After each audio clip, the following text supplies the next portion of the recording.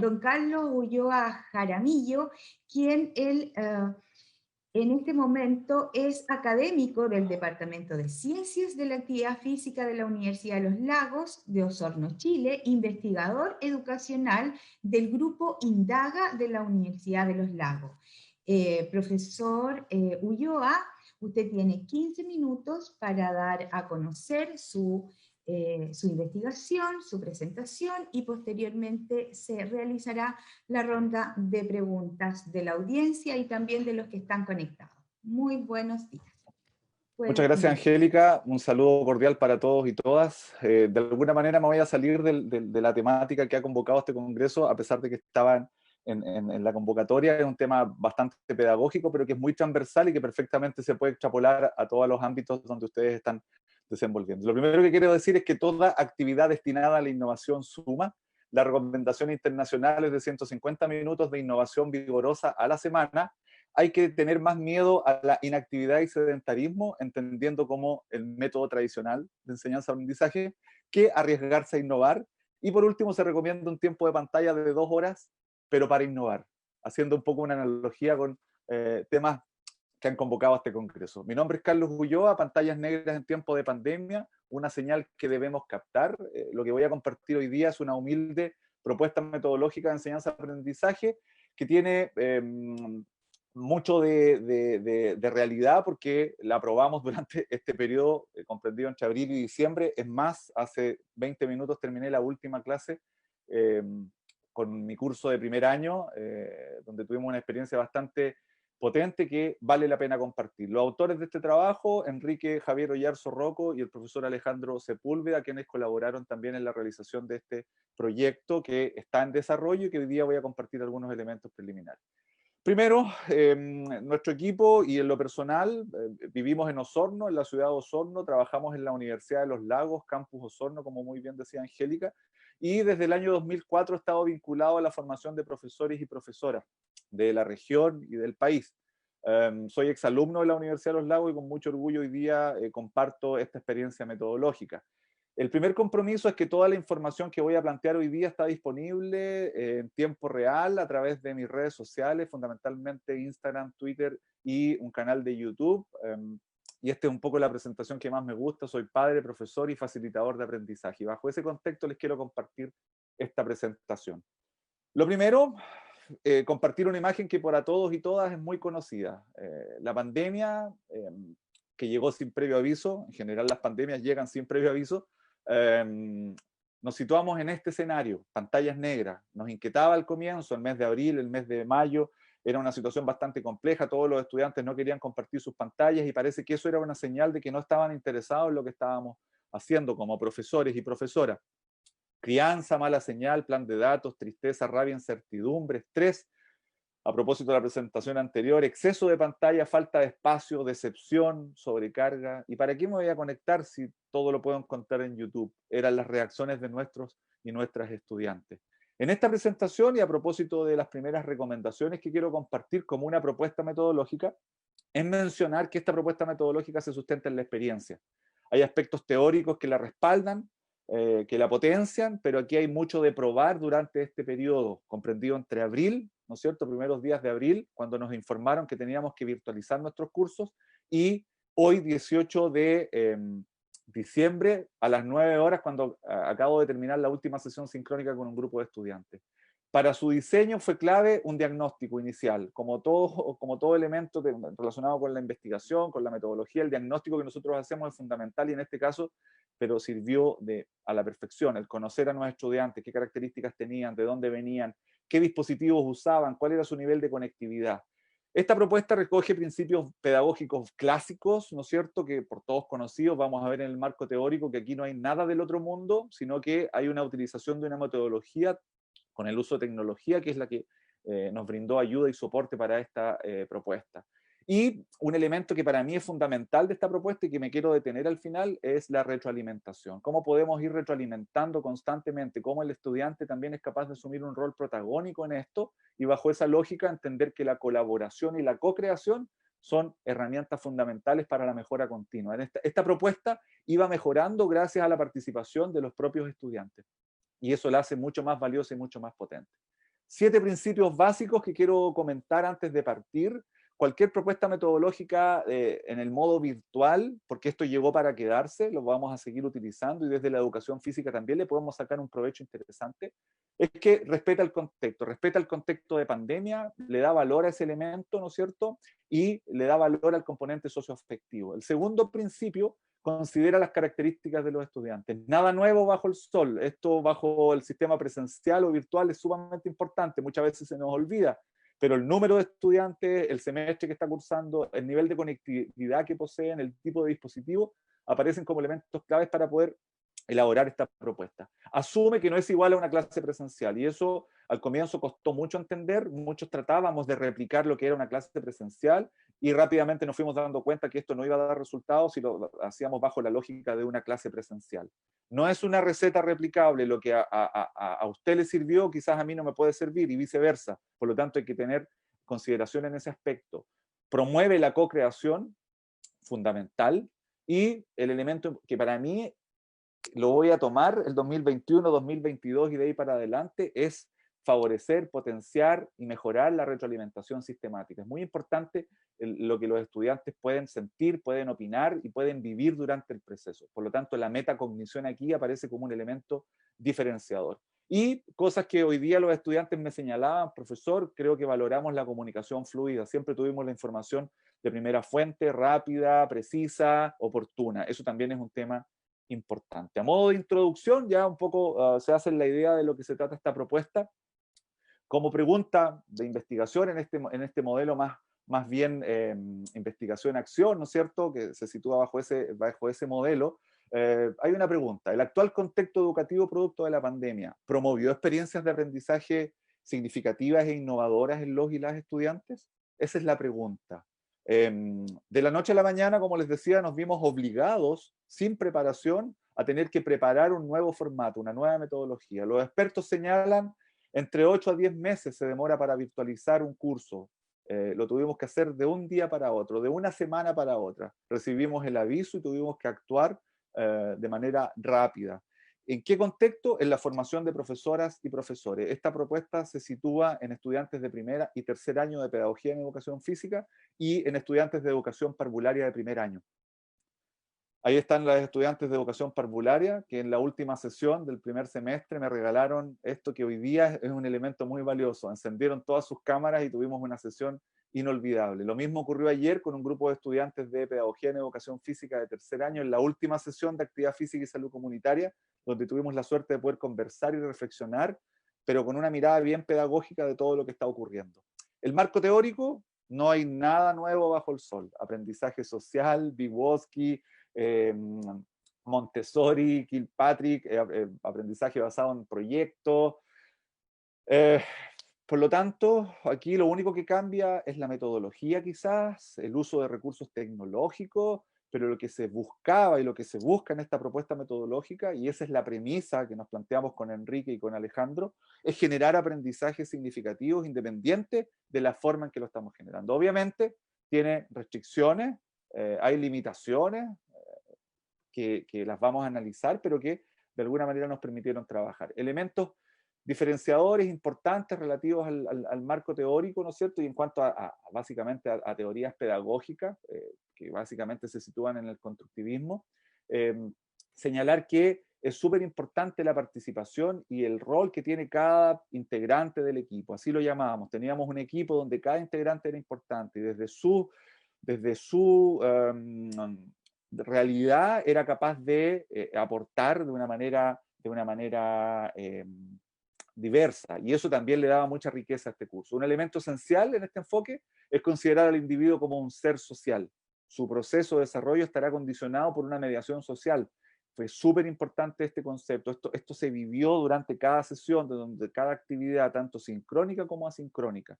Ya voy a dar detalles respecto a la propuesta. Otro elemento importante que consideramos en el marco teórico, nuestros y nuestras estudiantes pertenecen a la generación Z. Tienen entre 18 y 20 años y la gran mayoría de ellos está conectado a muchas redes sociales y pasa gran parte del tiempo conectado y con su teléfono celular. Esa es una realidad que quizás antes de la pandemia para nosotros era un obstáculo, pero que hoy día se transformó en una tremenda oportunidad.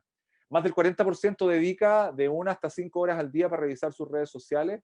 O sea, pasan mucho tiempo conectados frente a su teléfono. Esta imagen grafica lo que son hoy día nuestros estudiantes, generadores de contenido, ¿no es cierto? Partícipes de las redes sociales, nacieron en estas redes sociales, son una generación multitarea que utilizan mucho material digital y que tienen acceso a distintos tipos de dispositivos. Esa es la realidad, al menos cuando nosotros hicimos el diagnóstico de nuestros estudiantes. Alguien podría estar pensando, oye, ¿qué pasa en una escuela rural donde los estudiantes no tienen conectividad y donde no tienen acceso a dispositivos? Bueno, ahí la propuesta tendrá que ser, perdón, tendrá que ser elaborada de otra manera. Esta propuesta está elaborada a la medida de nuestros estudiantes. Descripción de la innovación. Descripción de la innovación, y aquí entro ya en la tierra derecha para compartir algunos resultados importantes. Esta propuesta metodológica promueve espacios virtuales de aprendizaje. Es la realidad que nos vimos inmersos. Trabaja sobre la base de una plataforma institucional, que es la que nosotros poseemos como universidad, que se llama Ulagos Virtual, que es el lugar del encuentro, ¿no es cierto?, el lugar formal, que tuvo bastante buenos resultados. Considera espacios de aprendizaje tanto sincrónicos como asincrónicos. Perdón, para mí fueron muy importantes los espacios sincrónicos, bajo la lógica de que en cada aprendizaje, en cada encuentro se iban a generar aprendizajes significativos, y eso puedo dar fe que se logró. Utiliza diversas y atractivas herramientas. No voy a entrar en el detalle del tipo de aplicaciones, voy a mostrar algunas cosas, pero hay múltiples aplicaciones, la mayoría gratuitas, que me permiten promover la interacción en tiempo real, que para los estudiantes fue bastante atractiva. Considera siempre el componente socioemocional y afectivo, es lo primero, desde ahí partimos, considerando los aspectos socioemocionales. 3 elementos tiene esta propuesta. El primero, considerando todos los recursos tecnológicos que tenemos. El segundo, que está en el centro, y literalmente en el centro, el estudiante. Es el centro y el protagonista de este proceso. Y por último, les voy a compartir una serie de avances y de metodologías y de recursos utilizados en esta propuesta. Algo que les gustó mucho a nuestros estudiantes, sobre todo para la enseñanza de la anatomía, la biomecánica, los primeros auxilios, el uso de algunas aplicaciones tecnológicas. Una de ellas es un paquete de aplicaciones 3D 4 Medical, un porcentaje pagado, otro porcentaje gratuito, que permitió esta interacción en 3D con movimientos, que fue también muy bien reconocido por los estudiantes. El uso de Kahoot, Mentimeter y Nearpod como aplicaciones que te permiten interactuar. El uso de Geniali como una aplicación que también te permite armar secuencias, cuadros, gráficas, videos interactivos, que dio muy buenos resultados. Describimos la innovación, y aquí entramos en la última parte. Esta propuesta considera a los estudiantes como centro del proceso, promueve la colaboración y la co-creación, asume que se pueden lograr aprendizajes significativos y perdurables, fomenta la trascendencia del aula virtual. Esto es fundamental y son los principios fundamentales de la educación del siglo XXI. ¿Cómo podemos hacer trascender nuestra sala de clase? En este caso, nuestro espacio virtual, para poder aportar a nuestro entorno y resolver problemas de la comunidad. Ya les voy a contar una experiencia interesante de un programa radial y un podcast que creamos a partir de estas experiencias. 4 pilares fundamentales de la educación del siglo XXI, centrada en el estudiante, trascendiendo las 4 paredes del aula o el espacio virtual del aula, como lo estamos haciendo hoy día, saliendo en directo, ¿no es cierto?, por el Facebook Ciclo de Charlas Ulago. Promueve la colaboración y la cooperación y trasciende en nuestra comuna, en nuestra región, genera un aporte a nuestra comunidad. Para la implementación, considerar qué elementos importantes. Un tipo de investigación de tipo mixta aparece como una propuesta metodológica, ¿no es cierto?, bajo el enfoque de la investigación-acción. A partir de la planificación, acción, observación y reflexión, posibilita la innovación, con la aplicación de instrumentos, cuestionario tipo Likert, validada por expertos.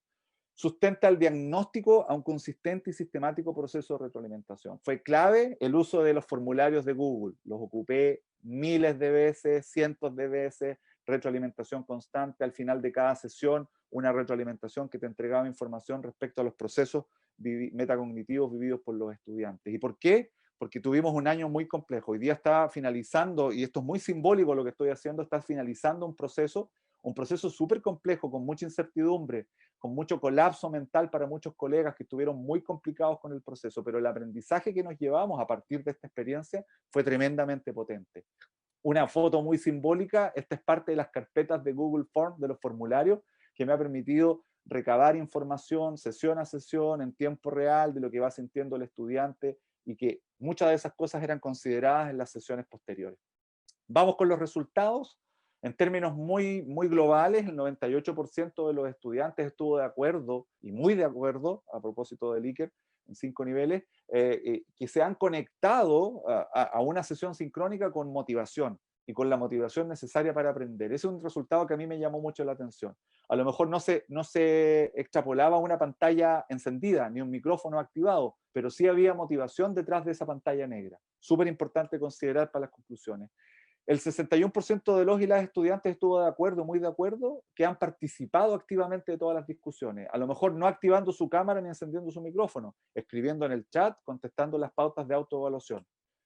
Sobre un 75% de los y las estudiantes se dedicaron de manera autónoma a profundizar los contenidos posterior a cada sesión, lo cual es un dato súper interesante a propósito de la metodología utilizada. Les comparto algunas gráficas de los datos, algunos análisis preliminares que estamos sacando, porque obviamente esto está recién terminando.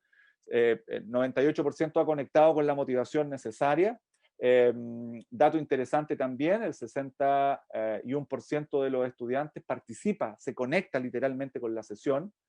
Han buscado material, han trabajado de manera autónoma, un porcentaje importante de estudiantes, sobre el 75%. Cuando le cambiamos la pregunta y le preguntamos si se conectaban solo por obligación para dejar registro y evidencia de su participación, los estudiantes no estaban de acuerdo con eso. De hecho, estaban muy en desacuerdo. Ellos se conectaban porque querían aprender, porque querían conectarse literalmente, porque estaban motivados y querían seguir profundizando las temáticas. Un dato que me llamó mucho la atención. Para ya ir cerrando, cuando hicimos la pregunta del por qué o cuál era la razón de que no activaban la cámara, nos llamó mucho la atención, y aquí respetamos mucho a los estudiantes. Nosotros jamás obligamos a un estudiante a encender una cámara o a encender el micrófono.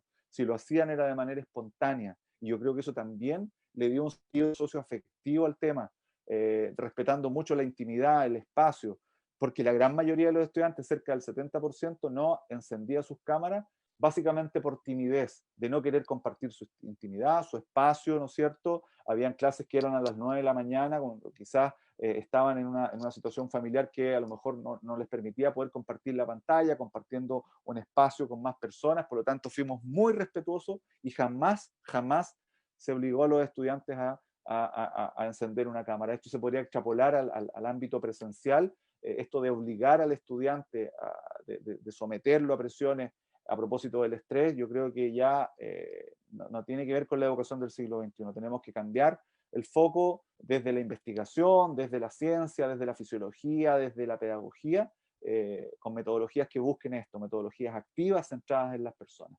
Para terminar, y a modo de conclusión, es solo dar a entender, asumir que la educación en espacios virtuales no es igual a una clase tradicional y presencial. A propósito de estos sistemas híbridos que se hablan para el 2021, donde ya estamos trabajando con propuestas para poder encaminar el inicio del año 2021, tenemos que entender que un espacio virtual no es lo mismo que un espacio presencial, aunque suene una cuestión de sentido común y evidente. Tenemos que entender que eso no son iguales, y no tenemos que forzar a que sean iguales. Lo que en esta propuesta funciona puede ser un gran obstáculo en otra, a propósito del no replicar tal cual. Es fundamental considerar las características de los y las estudiantes alineado con los recursos y herramientas que cuenta el profesorado. Aquí es muy importante también la capacitación docente. Yo tuve la suerte de participar en muchas capacitaciones gracias a la universidad, gracias al departamento y la carrera de educación física que nos permite esta capacitación. Y muchas veces capacitaciones con el uso de tecnologías que se generaban como un contrasentido, así como, oye, ¿por qué vamos a promover el uso del celular? ¿Por qué lo vamos a promover si no funciona, nos distrae? Saquémoslo, pasemos una caja negra para poder, para poder requisar todos los teléfonos celulares, que era una realidad, y una realidad entendida por el sistema, digamos, y muchas veces respaldada por los colegios. Y hoy día en pandemia nos dimos cuenta que fue fundamental su uso. Por lo tanto, apuntar al equilibrio desde ese punto de vista, la capacitación, pero también el poder permitir estos dispositivos como herramientas para el aprendizaje, porque perfectamente se pueden usar como herramientas para el aprendizaje. Hay que considerar, y esto es súper importante, siempre el número de estudiantes. No es lo mismo trabajar en un espacio virtual con 15 estudiantes que con 80. Por lo tanto, también tenemos que considerar ese aspecto. El semestre, no es lo mismo trabajar con estudiantes de primer año que de último año. los niveles de complejidad son distintos. El nivel de conectividad de los estudiantes también es importante considerarlo. El saber desde qué dispositivos ellos se están conectando, por ejemplo, para poder reproducir los videos que uno les está enviando, porque muchas veces se conectan de dispositivos que a lo mejor no tienen la capacidad para poder reproducir esos videos. Y una serie de elementos que tienen que ver con conocer, aunque parezca lógico, pero a veces se nos va en conocer de la mejor manera a nuestros y nuestras estudiantes. Esto es muy importante porque hace que ninguna propuesta sea igual a otra y sea imposible replicar una. Si usted quiere tomar algunas cosas, lo más probable es que la va a adaptar a su realidad. Si yo me hubiese encontrado con estudiantes que la mitad no tenían dispositivo y no tenían conexión, lo más probable es que esto hubiese sido una pérdida de tiempo tratar de forzarlo. ¿Por qué lo propongo hoy día? Porque en el diagnóstico inicial nos dimos cuenta que era importante. Con esto estoy llegando al final de esta presentación y quiero solamente compartir un bonus track. Y el bonus track es un poco mostrar algunos resultados de manera bien objetiva y desde la experiencia de lo que hemos conseguido en este año, lleno de incertidumbre, lleno de complejidades, pero con tremendas oportunidades para el aprendizaje. Insisto con las redes sociales porque ahí está compartido todo el material, hay muchos videos, que comparten un poco la experiencia que hemos tenido durante este año. Ahí está mi correo electrónico y mis redes sociales. Los invito a visitarla, sobre todo el canal de YouTube, que está con mucha información y con muchas experiencias finalmente, muchas experiencias de aprendizaje. El primero, nunca pensé que iba a estar en un podcast. Hoy día tengo un podcast gracias a las sugerencias y el apoyo de los estudiantes. Y miren, estoy compartiendo ahí escena con los Beatles, Chico Trujillo y Andrés Calamaro. Y aparece el podcast del profe Ulloa, Aprendizaje basado en desafío. Está en Spotify, totalmente gratuito, a partir de una aplicación que se llama Anchor. Usted baja la aplicación, hace su podcast y lo sube a Spotify y a múltiples plataformas que comparten esta información. Esto yo no tenía idea, pero un estudiante me lo sugirió, me ayudó y hoy día hay un podcast. Otro elemento que me tiene muy orgulloso, un proyecto educativo en una radio comunitaria, en la 107.5 FM, todos los miércoles a las 16 horas. El programa se llama Educa, Muévete y Moviliza. ¿Quién lo hizo? Los y las estudiantes del curso del módulo de actividad física y salud comunitaria. Estamos hablando de las mismas temáticas que hoy día nos congregan en este congreso.